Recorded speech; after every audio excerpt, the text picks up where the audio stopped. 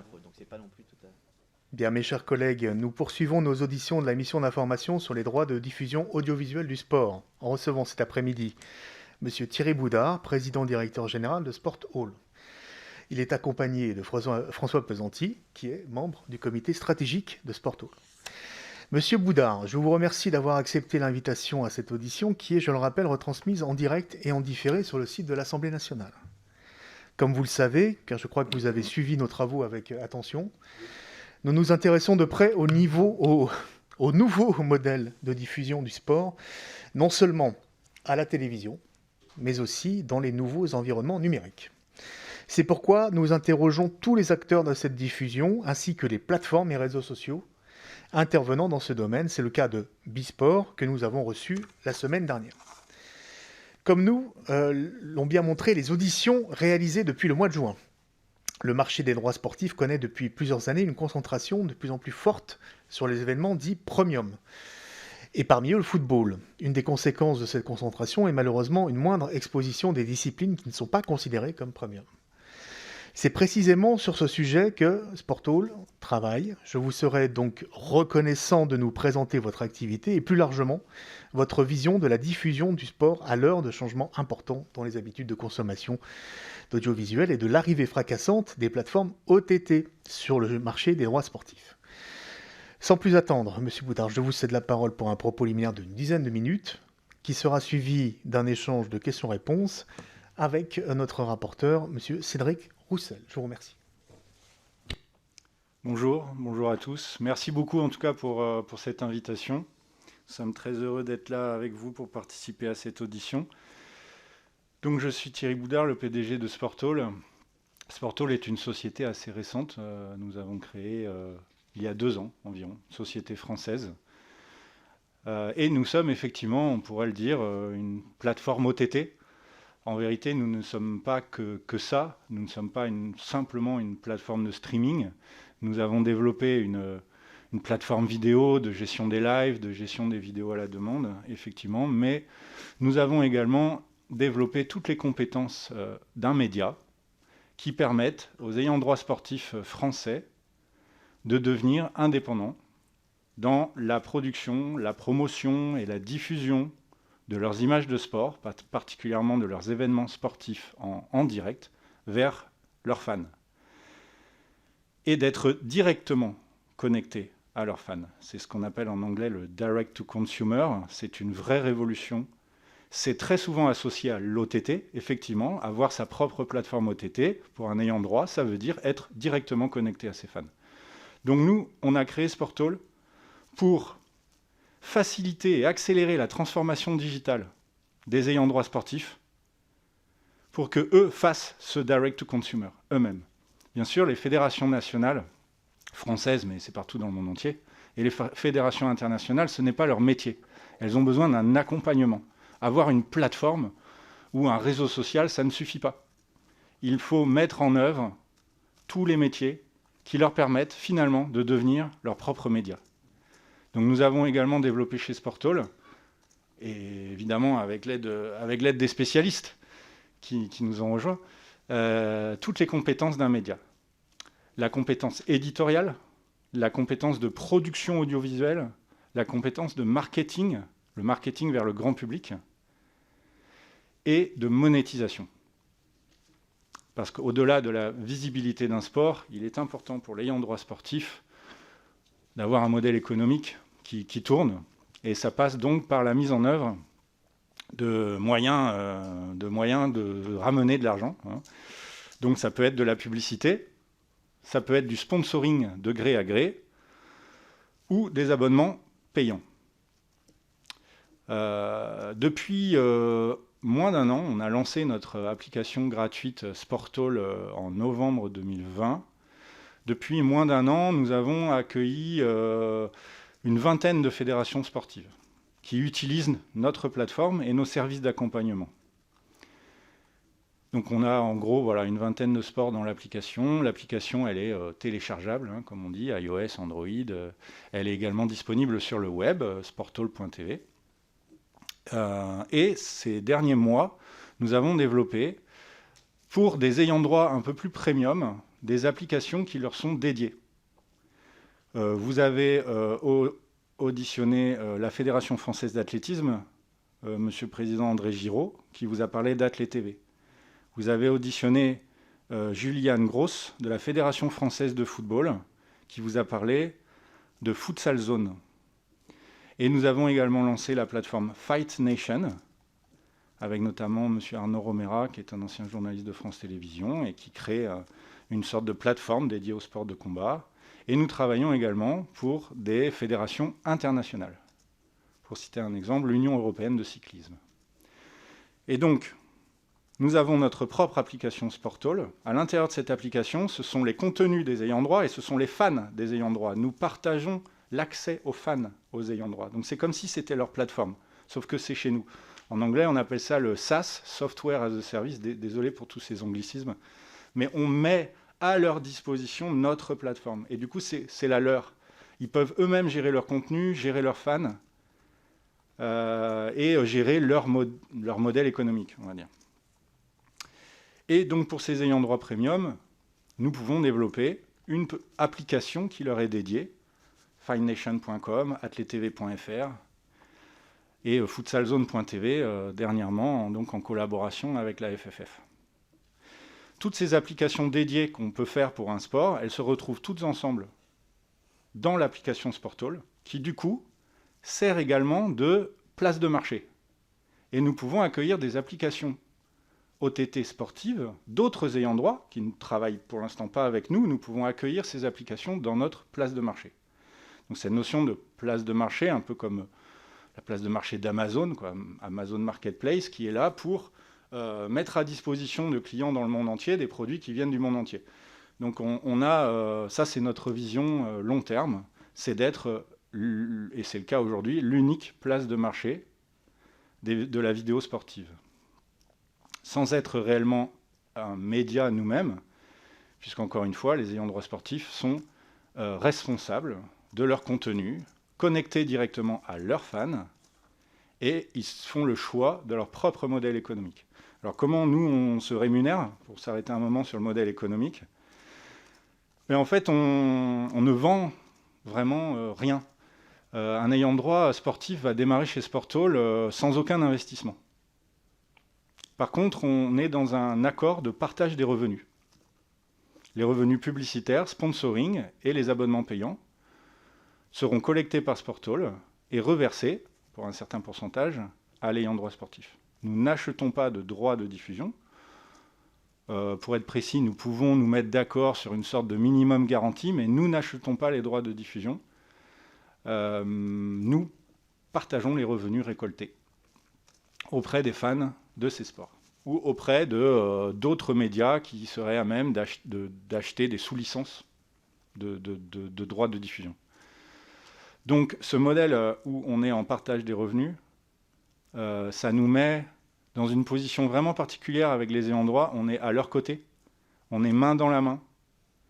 Si leur monétisation fonctionne, on est rémunéré. Sinon, on n'est pas rémunéré. Donc vous imaginez bien qu'on est là pour les aider. Et donc on met à leur disposition tous nos services d'accompagnement gratuitement. La monétisation, la stratégie de monétisation, le marketing, la visibilité sur les réseaux sociaux, l'augmentation de la qualité de production, toute la ligne éditoriale et la création de contenus annexes aux événements sportifs comme des résumés, les top buts, des émissions, des reportages, des portraits d'athlètes. Tout ça, on met ça à leur disposition pour être sûr que ça fonctionne et pour être sûr qu'ils atteignent la visibilité qu'ils souhaitent et pour les rendre autonomes dans leur propre diffusion. À leur demande, on peut produire des événements sportifs pour eux, mais c'est à leur demande. Et en fonction de si c'est nous qui produisons ou pas, le pourcentage de partage de revenus peut évoluer. Vous avez dit que vous hébergez sur la place de marché d'autres applications d'ayants droit sportifs. Pourriez-vous nous donner quelques exemples actuellement ? Non, à part celles qu'on a développées nous-mêmes pour eux, nous n'avons pas encore démarré cette activité. Nous pouvons le faire, mais nous n'avons pas encore démarré cette activité réellement de place de marché ouverte. C'est dans les mois qui viennent. Pour comprendre. Excusez-moi, c'est mieux avec le micro. Pour bien comprendre, ça veut dire que potentiellement, vous pourriez diffuser des matchs d'Amazon sur votre marketplace, c'est ça? Pourquoi pas? Notre plateforme a la particularité de très bien gérer ce qu'on appelle le freemium. Et d'ailleurs, du coup, je m'arrête 10 secondes avant de répondre à cette question. Athlé TV et Futsal Zone vous ont peut-être été présentés comme des applications payantes. Ce n'est pas tout à fait exact. Ce sont des applications freemium. Une grande partie du contenu est gratuit, mais il y a également du contenu payant. Le fan va découvrir le sport à l'intérieur de l'application Sportall ou de ses applications dédiées, va découvrir beaucoup de contenu gratuit et potentiellement s'abonner à un service payant. C'est souvent les lives ou les plus beaux événements, quoi. Voilà. Mais on laisse le choix à l'utilisateur. Voilà la définition du freemium. Ce modèle économique de freemium peut très bien intéresser des chaînes télé payantes ou des plateformes payantes comme Amazon pour créer des sortes de produits d'appel. Donc nous sommes ouverts à ce genre de partenariat. Alors, je vais prendre un exemple. Moi, je suis licencié de la Fédération française d'athlétisme. Félicitations. Voilà. Depuis 25 ans, 30 ans. Pratique quand même. Oui, je lance encore. Je lance tous les marteaux, le disque.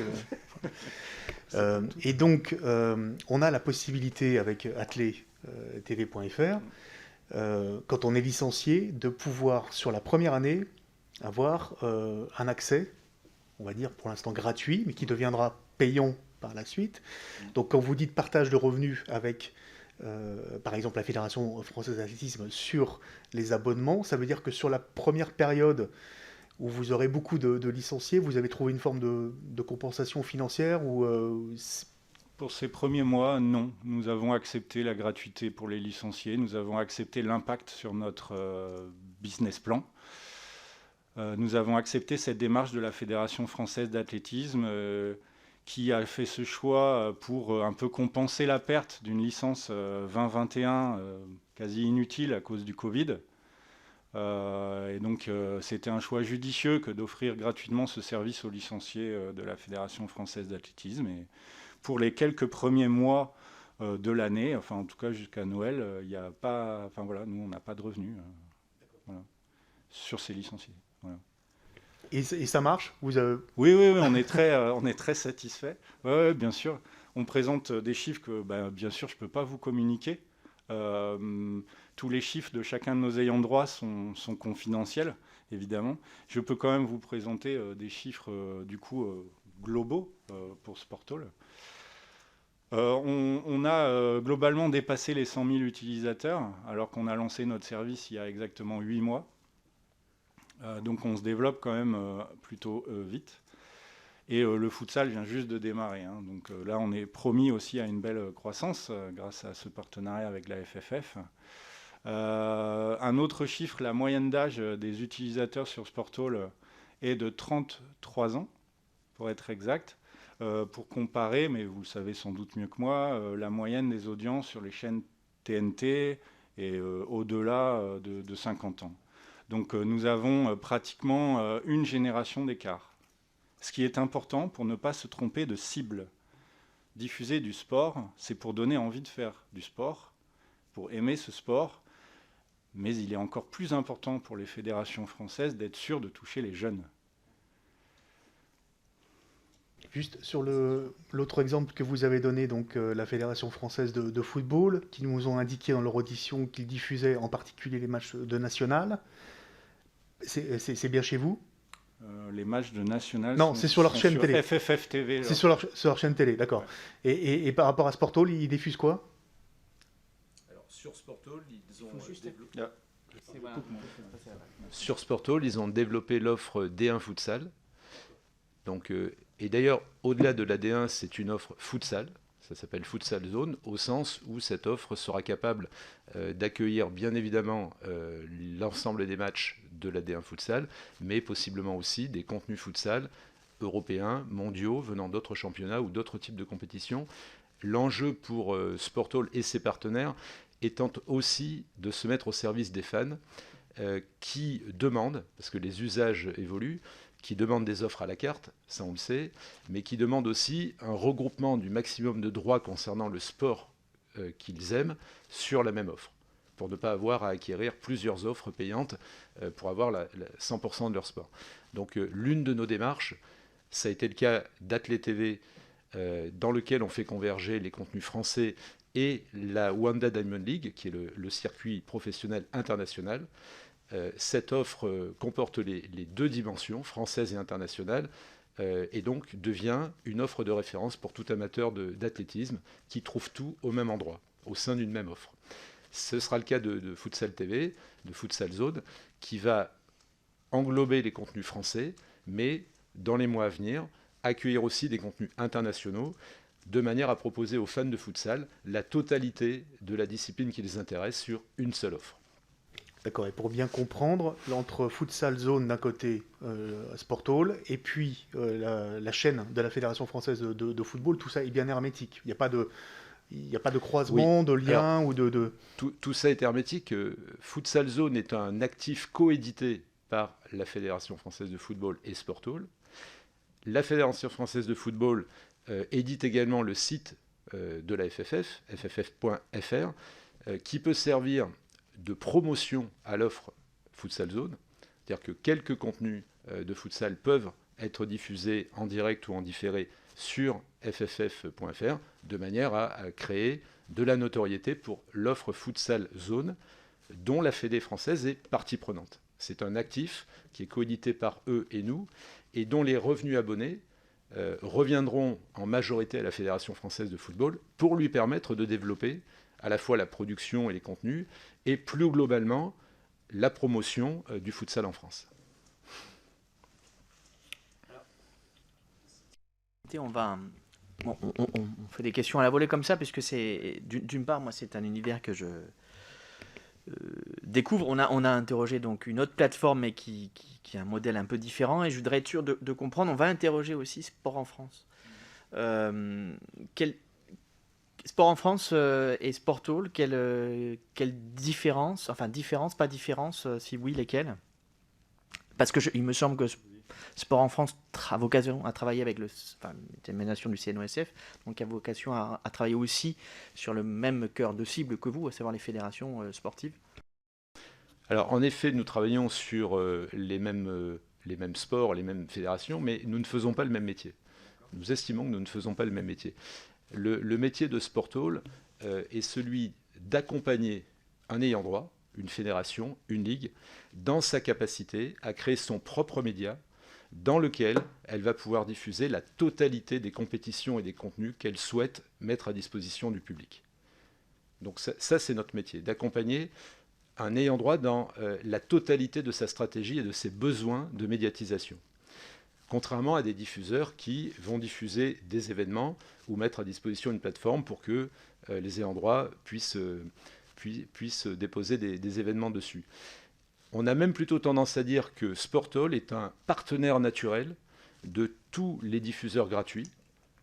Ça peut être France Télévisions, ça peut être l'équipe, ça peut être Sport en France, dans la mesure où, dans le cadre de l'accompagnement de nos ayants droit, on essaie de mettre en place ce qu'on a fait pour l'athlétisme, une formule hybride dans laquelle l'ayant droit peut d'un côté développer la totalité de ses contenus pour ses fans dans le cadre d'une appli digitale coéditée avec Sport Hall, et à côté de ça assurer la promotion et la visibilité maximale de ses contenus en proposant à une chaîne gratuite une partie de ses contenus, quelques-uns des meilleurs moments de la saison, qu'on va ensemble apporter, offrir finalement à une chaîne gratuite qui va en contrepartie assurer de la promotion au sport et à l'offre coéditée par la Fédération et Sport Hall. Donc on a plutôt, nous, vocation à être partenaire de tous ces acteurs-là, y compris de Sport en France, plutôt qu'être en opposition, parce qu'on a l'impression de ne pas faire exactement le même métier. Notre métier n'est pas de diffuser des événements qu'on choisit, qu'on produit et qu'on édite à la place d'un ayant droit. Notre métier est de construire avec lui sa propre offre, de l'accompagner. Et d'ailleurs, dans ce cadre-là, on travaille avec beaucoup de fédérations olympiques. On a parlé là des offres premium, mais on a des fédérations comme la fédération de canoë-kayak, la fédération de lutte, on a la fédération handisport. On développe des chaînes pour le compte de ces fédérations et avec elles, on essaie de pousser ces sports-là. La difficulté qu'ont ces fédérations, c'est de bénéficier d'aides pour pouvoir produire le contenu. Voilà, d'aide financière. Et c'est pour ça qu'on milite beaucoup pour qu'une partie de l'aide à la production audiovisuelle soit versée directement à ces fédérations, et pas à des acteurs de l'audiovisuel ou du digital, mais directement à ces fédérations pour qu'elles produisent de façon autonome des événements que des acteurs comme nous pourront les aider à diffuser. Oui, on a parlé pendant cette période de crise, notamment, et dans le cadre de plans de mesures de soutien au mouvement sportif, beaucoup d'une poche, d'une aide spécifique pour accompagner sur la transition numérique, en fait, mais qui est plus, j'ai envie de dire, pour garder le lien entre les licenciés et leur fédération. Là, on parle d'un autre sujet qui est la production audiovisuelle, parce que, d'où ma question, effectivement, vous parlez de la fédération de lutte. Je ne pense pas qu'elle soit très dotée financièrement, en tout cas, c'est l'a priori que j'en ai, mais peut-être que vous allez... Donc, vous disiez, ça ne coûte pas de... Tout à l'heure, M. Boudard, vous disiez, ça ne coûte pas, en fait, en tout cas, d'un investissement énorme pour une fédération, mais ne serait-ce que... Parce que vous pouvez assurer aussi la production en lieu et place, parce que c'était une option, mais... ce qui veut dire que là, c'est une sorte de pari pour vous, parce que si vous... Enfin, le coût d'investissement est... Donc, c'est intéressant aussi de savoir un peu la vision que vous avez du développement des sports et peut-être les stratégies que vous pouvez avoir, notamment sur eu égard à un sujet qui nous intéresse aussi dans cette mission, le sport féminin, le développement du sport féminin. Très bien. Alors d'abord, je vais répondre sur les coûts de production. Et vous avez cité la Fédération française de lutte, donc j'espère qu'avec leur accord, je vais pouvoir rentrer un petit peu dans cet exemple-là. La Fédération française de lutte n'a pas effectivement des moyens infinis pour produire des événements sportifs. Voilà. Cela dit, ils avaient des envies et des idées. Et ils nous ont rencontrés au tout début de Sportall. Donc je suis fier de dire que la Fédération française de lutte, c'est le premier client officiel de Sportall. Et on leur a conçu et vendu des kits de captation légère qui tiennent dans un sac à dos comme ça, avec dedans 2 caméras, un routeur. Enfin, je ne vais pas vous faire la liste du matériel, mais voilà. Et pendant 4 ou 5 événements sportifs, des championnats de France, des Open internationaux, notamment le Deglan à Nice, nous les avons accompagnés.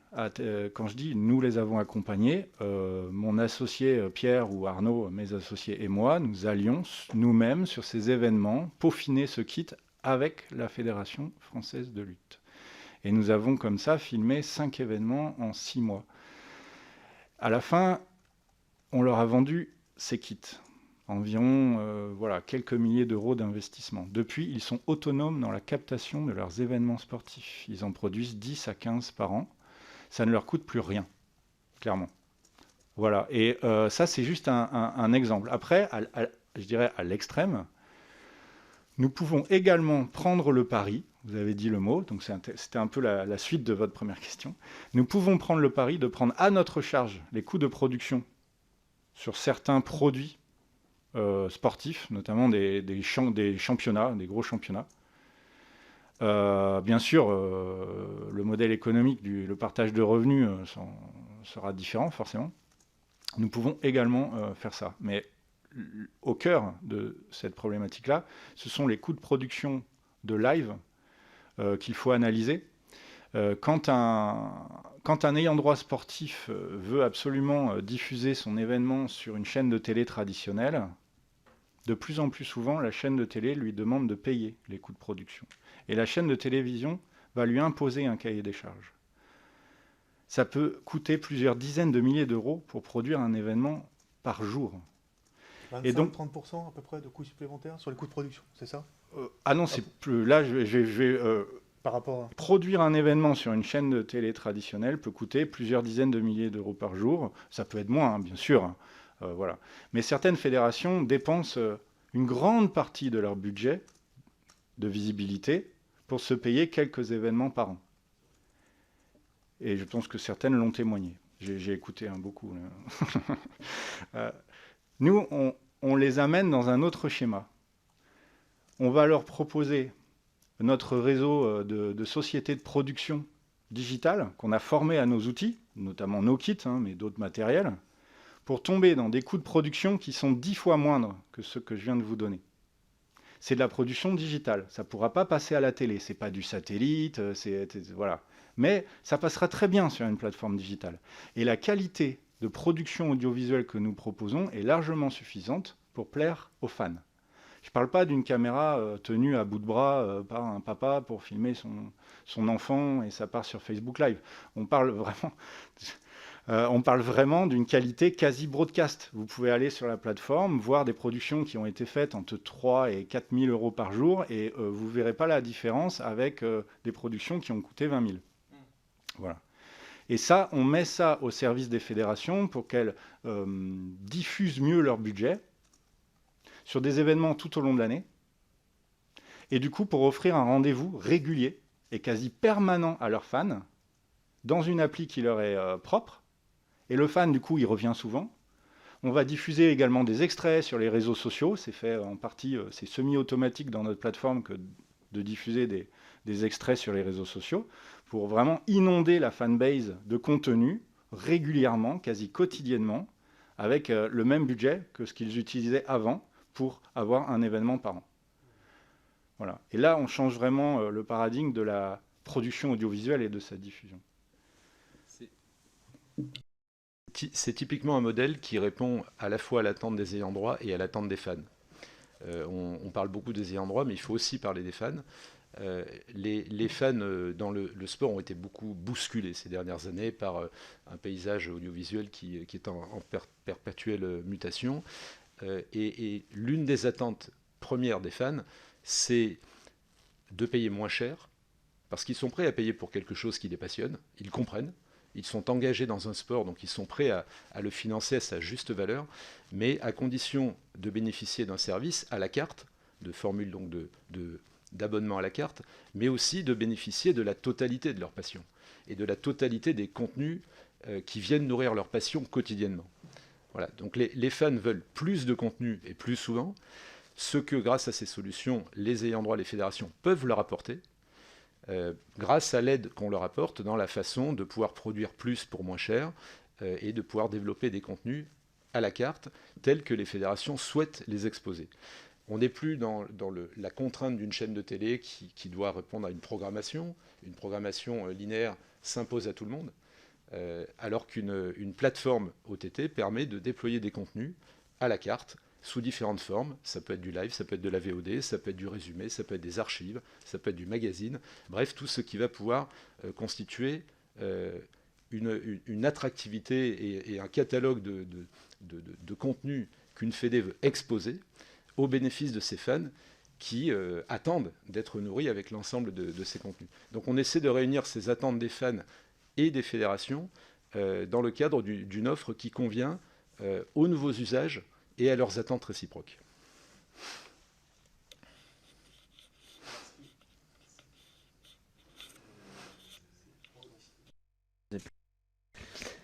Alors, ce qui nous réunit ici, c'est et l'objet de démarrage, on va dire, de cette mission, le point de départ, c'est l'affaire Mediapro. Bon, vous avez tous les deux une expérience dans l'audiovisuel traditionnel, on va dire, c'est peut-être parce que vous aviez une expérience dans l'audiovisuel que vous avez effectivement donc d'être rentré dans cette démarche entrepreneuriale d'OTT. Je comprends en tout cas de ce que vous dites que c'est une démarche, ce n'est pas une confrontation, mais plutôt une complémentarité de service au service de l'audience, c'est-à-dire des consommateurs. Et c'est vrai que présenté comme ça, en tout cas, moi je suis assez sensible à ce que vous dites sur le fait qu'on élargit le spectre donc des téléspectateurs, alors qui ne sont plus téléspectateurs pour certains, et donc on élargit quand même l'audience et l'exposition. Juste votre regard en termes de spécialiste, mais bon, j'ai envie de dire peut-être qui n'engage que vous à titre personnel, sur l'affaire Mediapro, sur surtout l'appel d'offres en lui-même en fait. Comment il a été donc construit. On a parlé au cours de ces auditions aussi de l'allotissement justement, qui est très, alors j'ai pas les termes techniques, mais linéaire, j'ai envie de dire, puisque ça concerne donc avant tout une télé, enfin, d'ailleurs ça s'appelle les droits de TV. Est-ce que vous avez des remarques ou voilà, qu'est-ce que ça, d'un point de vue, j'ai envie de dire, de votre expérience et de vos compétences aujourd'hui et de cette nécessité, je crois, en tout cas partagée, de continuer à voir plus largement du sport, donc en tout cas diffusé. Qu'est-ce que ça vous inspire? Je vais peut-être dire un mot sans réellement commenter ce qui s'est passé à l'époque, parce que j'étais à l'époque à la tête d'un groupe de médias qui était potentiellement partie prenante de cet appel d'offres. Mais personnellement, la conclusion que je tire de cette affaire-là, si on prend un pas de recul sur l'ensemble du paysage sportif, c'est que il me semble qu'une grande fédération ou une grande ligue, un ayant droit premium, aujourd'hui, doit pouvoir fonctionner de manière hybride, c'est-à-dire en s'appuyant sur une capacité à vendre ses droits à des chaînes de télé payantes ou gratuites, mais doit se doter d'un outil de distribution, désolé pour l'anglicisme, direct to consumer, donc doit être capable d'adresser ses fans directement. Je pense que c'est un outil statutaire aujourd'hui pour n'importe quelle grande ligue ou fédération, dont la vente des droits ou la monétisation des droits est un enjeu fort du financement de son sport. Et ceux qui ne seront pas dotés de cet outil-là auront de grandes difficultés dans les années à venir à valoriser leurs droits parce que le public veut le choix, le public se digitalise, les jeunes publics sont sur ces plateformes-là. Et donc, si on veut pouvoir adresser tout le monde dans toutes les conditions et préparer au mieux ces appels d'offres et la valorisation de son sport, il faudra pouvoir se doter de cet outil-là en même temps que de sa capacité à aller sur le marché de la pay TV ou de la télé gratuite, qui ne sont surtout pas mortes. Hein. Le digital ne s'oppose pas à la télévision, ils sont totalement complémentaires, et c'est cette complémentarité que doivent jouer les ayants droit à l'avenir, à mon sens. C'est la principale leçon que je tirais de cette affaire. La recommandation que vous faites en fait à ces ayants droit, oui. Ok. Non, parce que c'est vrai que c'est un sujet qui nous... Alors, on lance aujourd'hui une grande consultation citoyenne, justement. C'est l'occasion d'en faire la publicité, mais dans le bon sens du terme, c'est-à-dire la vulgarisation pour que on puisse agréger un maximum justement de réponses. Et cette consultation citoyenne, elle concerne justement un peu déjà de faire un état des lieux des us et coutumes des consommateurs aujourd'hui, donc en tenant compte aussi de leurs caractéristiques, à savoir leur âge, leur genre, parce que ça c'est important aussi, et de la manière dont ils consomment le spectacle sportif, donc enfin en tout cas le spectacle sportif à la télé ou sur quel média. Donc ce sera une enquête qui va aussi dans ce sens, qui serait intéressante et pour lequel des propositions aussi, en tout cas peut-être des orientations sont faites dans le cadre de cette mission. Juste pour revenir sur, parce que ça m'a interpellé ce que vous disiez, je vous parlais de l'ANS et du fait qu'il y avait un fonds de dotation plus spécifique sur la transition, l'accompagnement dans la transition numérique. Il existe aussi, on l'a soufflé dans l'oreillette, il existe aussi déjà une aide qui est versée directement par l'ANS dans le cadre de la production. Alors, juste pour que vous développez votre idée sur, parce que cette idée, donc, enfin cette intention, elle existe, mais qu'est-ce que vous demandiez plus précisément? Est-ce que c'est une question de montant ou peut-être un autre principe, donc une autre proposition? C'est pas une question de montant. Je pense que c'est déjà bien qu'il y ait un fonds d'aide audiovisuelle. C'est plus dans la distribution de ces fonds audiovisuels.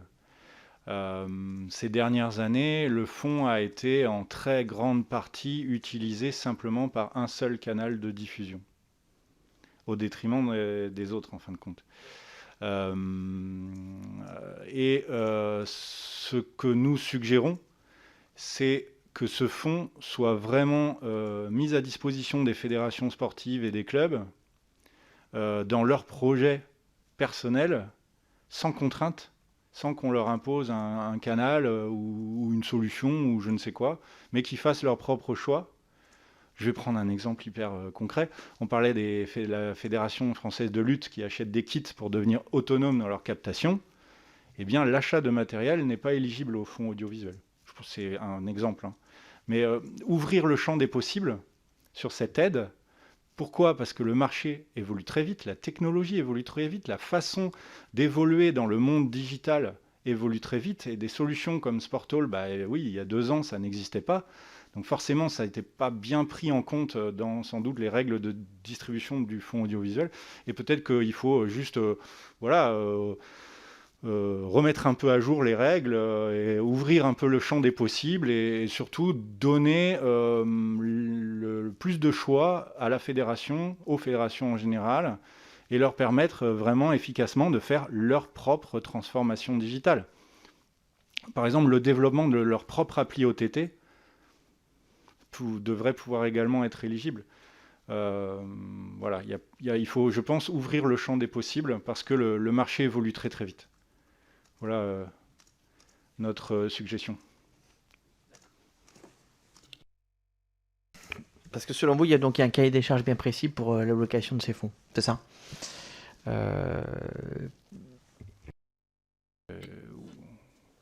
Oui, et il y a eu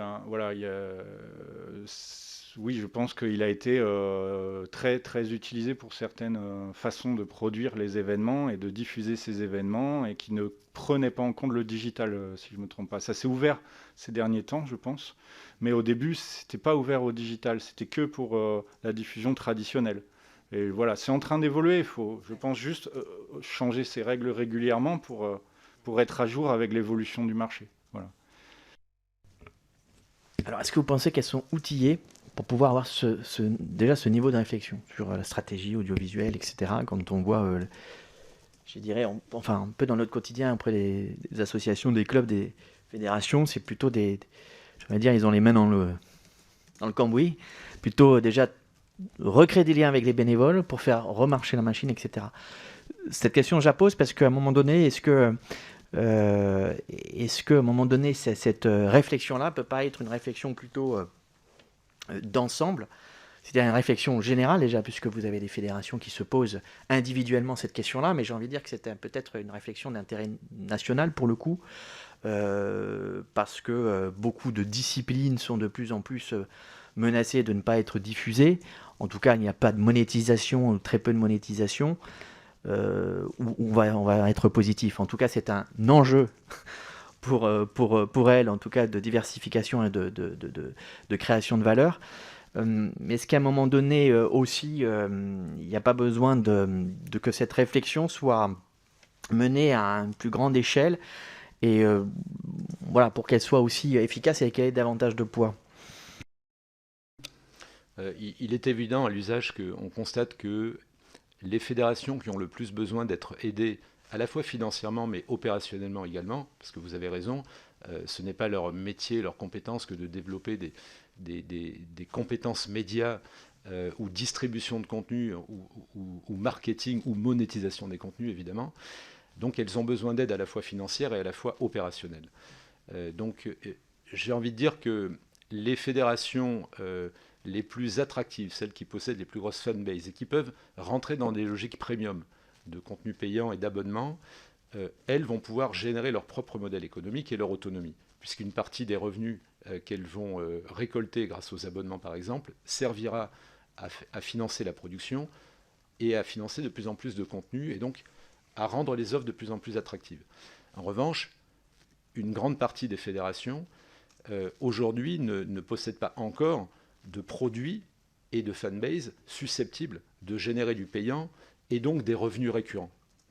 Donc c'est elles qui ont besoin d'être aidées, à la fois donc par ce type de financement et à la fois par les compétences que des acteurs comme Sportall peuvent mettre à leur disposition.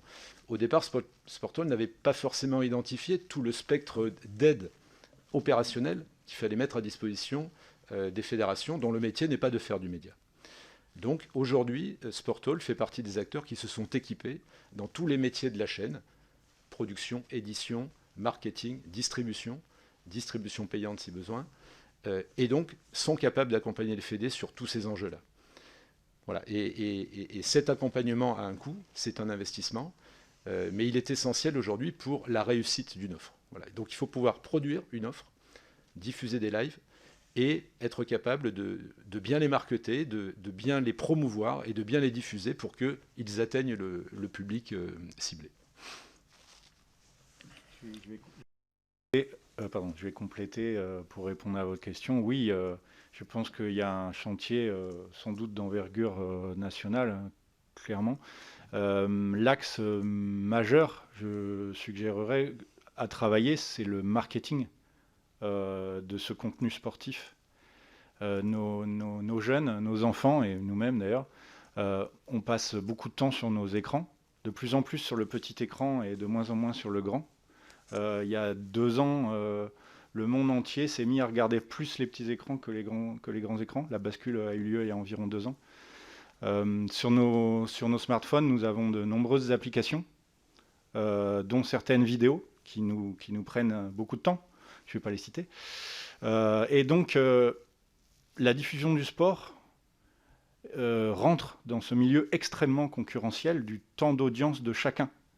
On n'a pas toute notre vie pour regarder des images de sport. Déjà, prenons du temps pour en faire. Déjà, c'est bien.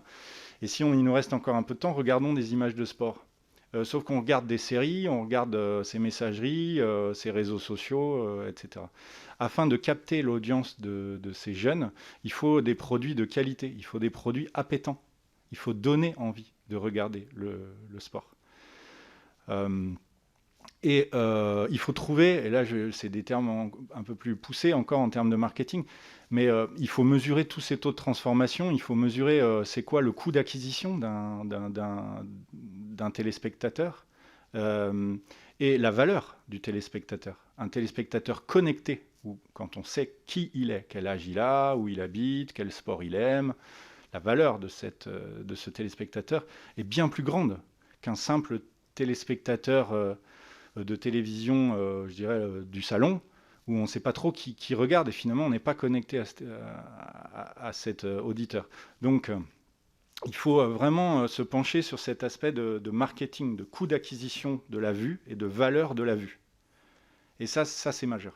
Plus que les coûts de production et est-ce qu'on va diffuser sur du traditionnel ou sur du digital, il faut que le traditionnel et le digital, il faut qu'on s'associe ensemble pour baisser les coûts d'acquisition, améliorer, augmenter la valeur de la vue, et finalement, ensemble, se mettre en concurrence des séries américaines. Désolé pour le raccourci. Voilà. Donc, ce que vous dites, c'est quelque part une piste de revalorisation par exemple, là, du sujet qui nous intéresse, du foot français. Je vais dire par là, est-ce que parce que cette question a été posée systématiquement, combien vaut le championnat de Ligue 1, etc. Donc, ce que vous dites, c'est que cette approche-là, même peut-être télé, et ce support-là ne permet pas forcément une optimisation, on va dire, marketing, etc., et qui est source de création de valeur? Oui, force est de constater que non. Et ça, ce sont les télés qui le décident, et c'est le marché de la télé qui le décide. Le marché de la télé décide actuellement qu'il y a une sorte de reflux. Je ne sais pas si on doit parler de baisse systémique d'ailleurs, parce que il y a des cycles dans l'économie et il y en a dans le sport aussi, dans l'économie du sport aussi. Mais c'est vrai qu'il y a un reflux. On est passé d'une période d'ultra-concurrence sur le front de la télé payante en France à une situation de moindre compétition, qui fait que donc il y a ce reflux qui touche le football et qui touche tout le sport. Parce qu'au sommet de la pyramide, les plus grands droits sont affectés, mais au bas de la pyramide, il y a des sports qui n'ont plus de droits du tout. Voilà, donc tout le monde est affecté par cette baisse.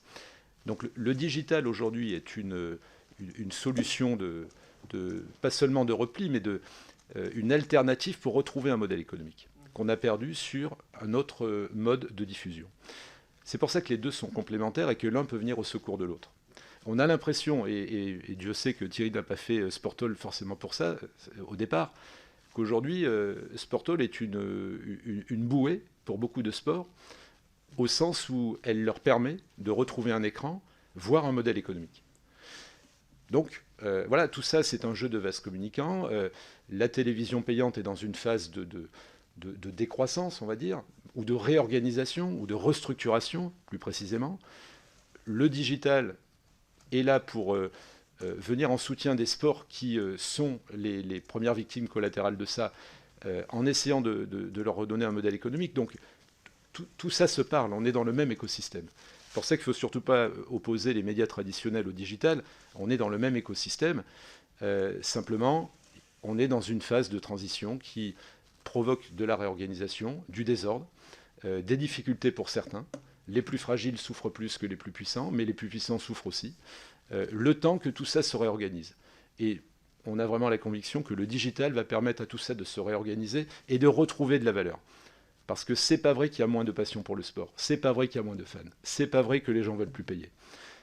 Il faut juste que les offres soient adaptées aux nouveaux usages et aux attentes des fans. Et si on donne les bons produits que les fans attendent, ils seront prêts à payer le juste prix parce que c'est le prix de leur passion et qu'on ne transige pas avec sa passion. Et dans le sport, on parle beaucoup de passion.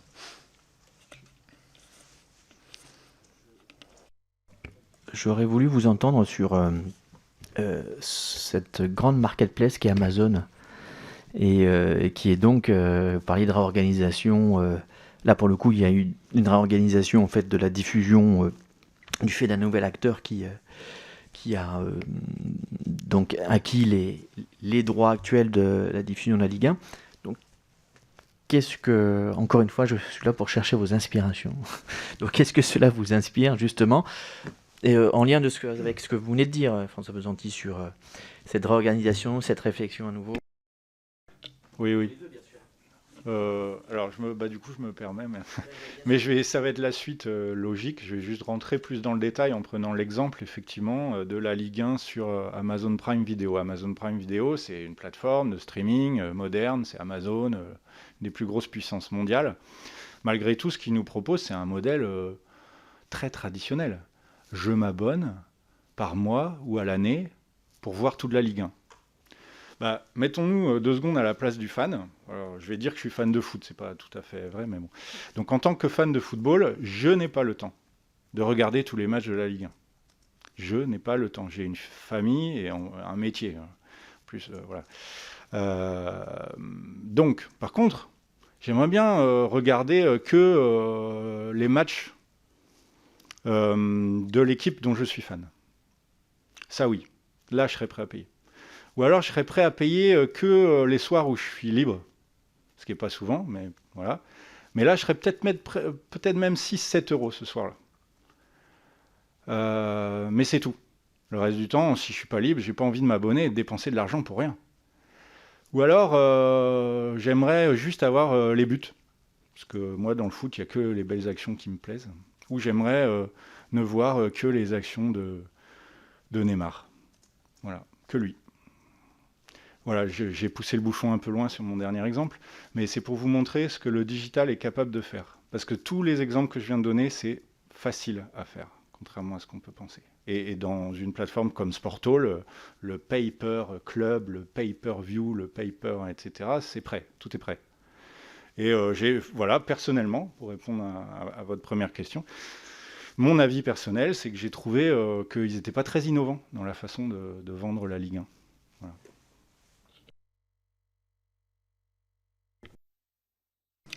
Non, en complément de Thierry, ça ne concerne pas Amazon, mais je pense vraiment que dans ce que vient de dire Thierry, il y a quelque chose de très important, c'est que la consommation à la carte du sport, c'est quelque chose que les fans attendent, et c'est un moyen pour le sport de se développer et de développer son business futur. Alors, juste, après je passe la parole, c'est pour rebondir sur ça. Comment marchait le modèle économique d'un pay-per-view, je vais dire dans la redistribution, et je pense notamment, puisqu'on parle en politique budgétaire de péréquation, c'est ça? C'est-à-dire qu'il faut une forme de cette solidarité financière entre les clubs, puisqu'on imagine qu'il y aura plus de gens qui suivraient Neymar que Kasper Dolberg de l'OGC Nice, peut-être. Enfin, j'espère que ça a tendance à se renverser, mais Eh ben oui, c'est pas forcément une équation facile, mais cette équation, il suffit de la mettre en place au début et de l'appliquer et de la tenir. Euh, euh, Toute bonne équipe d'un championnat a besoin d'une équipe en face pour faire un match. Donc déjà, voilà, match à l'extérieur, match à domicile, déjà c'est une clé de répartition assez simple à utiliser. Et que si c'est un joueur qui amène des vues pour son équipe, et ben c'est toute l'équipe qui touche, et toute l'équipe qui touche, elle partage avec l'équipe avec qui elle est en train de jouer. Et on est tous dans le même championnat, finalement on partage, alors on partage tout, pas forcément tous avec le même pourcentage non plus, parce que tous les clubs n'ont pas mis les mêmes moyens, donc il faut trouver une règle de répartition, mais je pense que c'est un problème, je pense, assez facile à régler si c'est défini au début du championnat. Si jamais les règles d'allotissement, de l'appel à candidature par rapport aujourd'hui à la diffusion du football français professionnel étaient amenées à changer, et qu'imaginons on ait on va dire un lot qui soit consacré au direct, mais d'autres lots qui soient plus spécialisés sur des formats différents, en particulier ceux que vous venez d'évoquer, ça peut être des magazines, mais ça peut être aussi des contenus plus courts. Est-ce que ça serait de nature à vous intéresser, vous, Sport Hall ?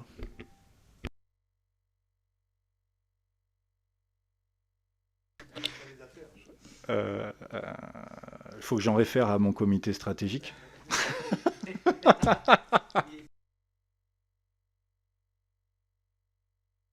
Non, mais on n'est pas tous là. Ouais. Mais oui, évidemment, ça dépend comment. Normalement, dans notre stratégie, nous n'achetons pas de droits de diffusion. C'est un peu dans l'ADN de Sport Hall. Malgré tout, le revenu sharing peut tout à fait se mettre en place, y compris sur la Ligue 1. Ça dépend des lots. Vous avez cité les contenus courts, oui, carrément, parce qu'effectivement, on pense qu'une plateforme digitale plus, je dirais, jeune, on va dire, comme Sport Hall, peut aller chercher les jeunes avec des contenus différents, mais il faut que ce soit court, il faut que ce soit appétant, il faut que ça envoie, quoi. Et il y aurait donc une ligne éditoriale vraiment différente, très très différente de « je suis un championnat » de façon un peu institutionnelle, avec tous les matchs, etc. On pourrait créer un produit vraiment différent.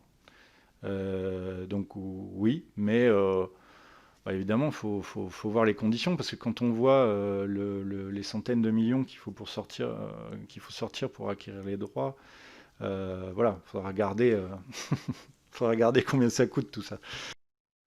Pour compléter la réponse, on disait tout à l'heure que pour une grande ligue, se doter d'une plateforme OTT devenait un prérequis. Il y a un autre prérequis qui se profile à l'horizon et qui existe déjà dans les plus grandes ligues, c'est que une ligue mature devra produire son signal, produire ses matchs et maîtriser la totalité de son produit, ne serait-ce que pour pouvoir mieux le commercialiser en France, à l'international, et l'adresser et le customiser, si je puis dire, aux différentes communautés, aux différents pays, aux différents fans.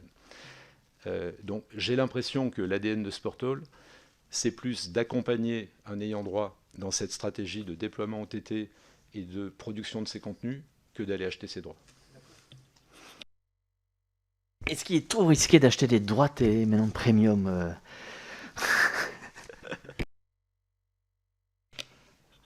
Non, parce que... Je dis ça, c'est sur le ton un peu de question choc, mais qui n'est pas très si choc que ça, parce qu'on voit qu'il y a quand même de la casse et des risques financiers. Enfin, ça, la dernière affaire Mediapro nous rappelle quand même le risque. Et vous parlez beaucoup de sharing, on partage des valeurs. Enfin, je veux dire, est-ce que la forme de deal ou d'ailleurs, si on regarde un peu, on lit certaines lectures, on a toujours l'impression que la recherche d'un appel d'offres, on a eu quand même Orange qui s'est cassé la figure aussi, qui est pas n'importe qui, enfin qui s'est cassé la figure, qui s'est pas cassé la figure, mais en tout cas qui a revu son modèle et qui est sorti en fait de cette stratégie-là. Euh, je veux dire, est-ce que, puisqu'on se pose la question de l'appel d'offres, est-ce que c'est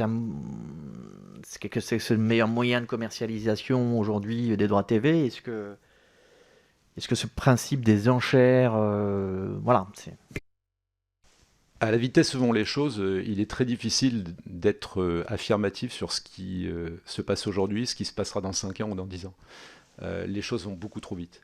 Mais il n'empêche qu'il est obligatoire aujourd'hui pour une ligue de réfléchir à moyen terme au fait de sortir de ce paradigme actuel.